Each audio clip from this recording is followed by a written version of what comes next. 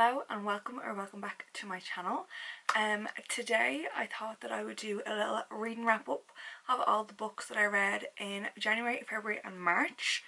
It is like almost mid-April at this point. Today is the 11th of April and I've decided to ignore the books that I've read that I finished in April and just do the first 3 months of the year, and then probably I'll do like this next 3 months for April, May and June at that point. Or if I get loads of books I will do monthly ones maybe, but I have a full-time job and other hobbies, so reading isn't something that I can commit a whole lot of time to. I do as much as I can, but I think in the first 3 months of the year I read 9 books total. There is a mix of audiobooks, physical books and Kindle books on this list, and I know some people don't think that audiobooks count, but I do. I count them. So I'm going to use my Fable app to go through what books I read, and I will tell you how I read them and what I rated them as well. Okay, so the first book that I finished in 2026 was on the 5th of January. I'm pretty sure I started on like the 2nd of January or something like that. It was Wrecked by Lauren Asher. It's book number 3 in the Dirty Air series, and I read this one on my Kindle. It was, or still is probably, part of Kindle Unlimited. I rated this one a 3.75. It was, whose story was this one? This was Jax's story. I did like this one. I feel like when I first started this series I was like, oh my god, in love. I thought I was gonna like love all the books, but yeah, I liked it. I just feel like there was some parts of it that I think could have been a little bit better for me. And then the next book that I read was actually an audiobook, and I read almost all my audiobooks using Spotify Premium. You get 15 hours a month, I think, on Spotify Premium for audiobooks. So I started my Abby Jimenez reading journey. I am very late to this bandwagon. I think by the time I kind of discovered Abby Jimenez I didn't know where to start, and then I was like, oh, I'll start eventually, and I never did. So the first book I picked up, I actually asked a friend of mine to like recommend like what order I should read them in, and she started me off with The Friend Zone. So I listened to The Friend Zone and I finished that on the 21st of January, and I rated that one 3.5 stars. Honestly, I cannot remember which one this was. I need to click in.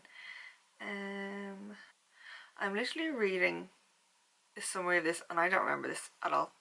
Like, I generally cannot remember this book at all. Maybe it shouldn't be a 3.5. Maybe it's less than that. I must have liked it at the time. Then I went on like an audiobook spree, an Abby Jimenez spree. So my next book, also an audiobook, was the Happy Ever After playlist, which I believe is book 2 in that little series. This one I finished on the 6th of February. This one I do remember. This one was about the musicians and there was a dog who jumped in a car. This one I only rated 2.75. I think it was just a bit unbelievable. So I wrote a review for the Happy Ever After playlist and it says, this book was a 3+ star for me until the last 20% or so. The terrible third act breakup and ridiculous reunion ruined it for me. So that was what I thought of that one.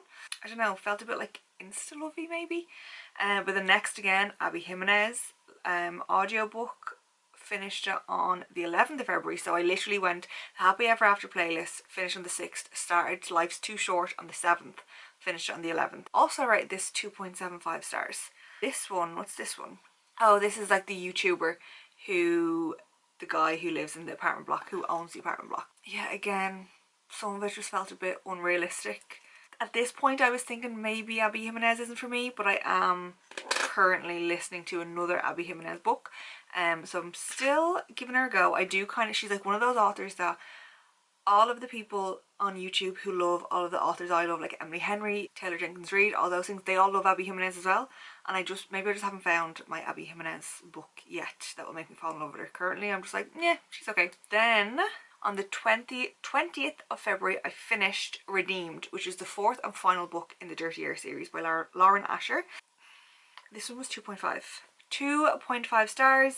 So I very rarely write reviews, and on Fable I wrote for Redeemed.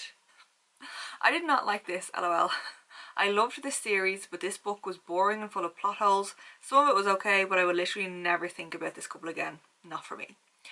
As a whole, like when I think of this series, I'm like, oh my god, that was a good series. But now that I'm like thinking of each book, I really like the first one. I quite like the second one, and the third and fourth were like not for me. So I don't know. I think Lauren Asher has loads of other series, and this is the only one I've read from her so far, so maybe I need to give one of the other ones a go. Next, I finally picked up a physical book, and that was The Gingerbread Bakery. Yes, this book is technically set around Christmas time, and it was a Christmas gift, but I started reading it on February 21st, and it's not like a Christmas book, it's just kind of set around that season, so like it's fine to read at any time. This is one of the special edition sprayed edges from, I believe, The Works. This one, I kind of had low expectations for this. This is like, what, the fourth or fifth book in this. This is the fifth book in this series. Loved the first one. I think I really liked the second one, and then they were gradually kind of going downhill. And number 4, which is the Strawberry Patch Pancake House, I think I struggled a little bit with that one. This one I actually really enjoyed. I gave this one 4 stars on Fable and Goodreads, and I wrote a review for this one as well. I wrote, maybe it's because I've been waiting for this story since the first book in this series, or maybe Laurie Gilmore's writing just keeps getting better, but I love this one way more than books 2, 3 and 4. If you read the first one and then like kind of fell off the series because you weren't enjoying the books as much, pick up this one, because this one is so good, and it is the couple that we all wanted from the very beginning, so highly recommend. Then I also had an audiobook going at this time, and it was Jennette McCurdy's Half His Age. So Jennette McCurdy, for anybody who doesn't know, was a child actress on Nickelodeon, and then she wrote a book a couple of years ago called I'm Glad My Mom Died, and that was a non-fiction book. It was kind of like a memoir type book, and I loved that. I listened to that one on audio as well, and then this one, because it's narrated by her, I thought I would listen on audio as well. This one is her first fiction book, a novel, and I had quite high expectations for this. I'd heard some great things about it. It's kind of like inappropriate romance, student teacher, things like that. I rated this one 2.25 stars simply because it was kind of icky. I found some of it quite, not even disturbing, like it wasn't that weird of things, but I think maybe like listening to it was not the best idea for me. Like hearing her say some of the things kind of just made me gag a little bit. Didn't enjoy that one so much. Maybe possibly would be better to read it rather than listen to it. I don't know. Then I went on to something that's a little bit different for me, but something that I enjoy listening to for an audiobook is like a mystery or a thriller. So I decided to pick up Alice Feeney's newest book, which is My Husband's Wife. I was really intrigued by the premise of this. Like literally a woman goes out for a run, comes back, and there's another woman in her place at home with her husband. There were twists and turns in this book, as there always are in Alice Feeney books. I have seen a lot of people not like this, and admittedly there are some of the twists and turns are a bit questionable, and as well as that, like you're getting points of views, you're getting POVs from characters, and then it turns out that like that character knew something that they were pretending they didn't know, but you're supposed to be in their mind. And I know that really annoyed people. It didn't actually annoy me while I was reading it. It was more so when I saw other people say this. I was like, oh yeah, I enjoyed it. I gave My Husband's Wife 4.5 stars. I think I would never, I don't think, sit down and physically read a book like this. I prefer to listen to them. And I find that they're really good listens. They're like gripping stories, and you can like get into them. And then the last and final book that I finished between January and March was again a physical book, and it was The Wedding People by Alison Espach, I think is how you say it, I don't know. This book, I've had this book for a couple of months, and I was really looking forward to it. I have seen such great things about it, people have loved it, and I did actually really enjoy it. I think I'd hyped it up a lot in my head, and I thought it was going to be like an instant 5-star. Instantly when I first read it, I was getting really bothered by the fact that they keep mentioning the pandemic and coronavirus and COVID, and to me, I lived through that. I don't need to keep reading about it. I think it was very much like it could be a very realistic story for people. It is about a woman whose marriage broke down, and it's kind of talking about how the pandemic and how like being like stuck at home added to that, like made her relationship kind of fail. That's not a spoiler, I don't think, because they're broken up they're not together from the very beginning of the book. Some of the things that happened in the book I thought were a little bit ridiculous. Not that they weren't normal, but like I don't believe that they would happen. Like, maybe they would happen and maybe they have happened to people, but like, I don't necessarily believe. Obviously most people have read this one by now, and it's about a woman who goes to a hotel, and in the hotel there is everybody else who's staying in this hotel is part of this wedding, and she kind of befriends the bride, and the bride is a very unlikable character. I really didn't like her at all.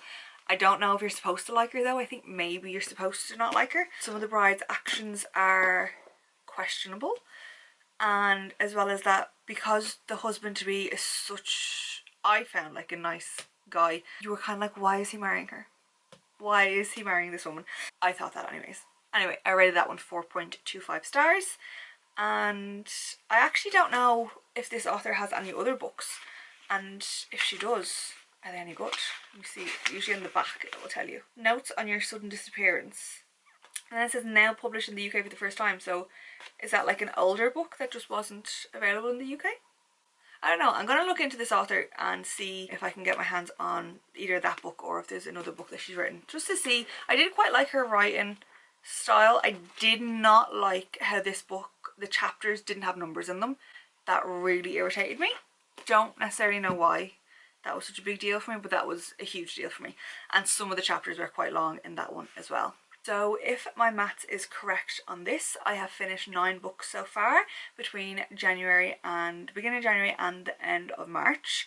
As I said, I'm halfway through April and I already have 2 books finished and another book almost finished. So I know I will have at least 12 finished by the end of April, which leaves me exactly where I need to be, actually ahead of my reading goals for the year. I, for the past few years, had my reading goals as 52 to do 1 a week. Not something that I was able to achieve last year, so I've lowered my reading goal. I think last year I only managed 20 or 25 books, so my goal for this year is 30, so I am right on track, a little bit ahead of track actually, to have that done. And I usually do get to read more during the summer as well, because I'm obviously off work for 3 months, which is nice. So if I can get maybe a 4th book finished in April, that would be fantastic. But thank you so much for watching. If you stayed to the end, thank you so much, and I will see you in the next one.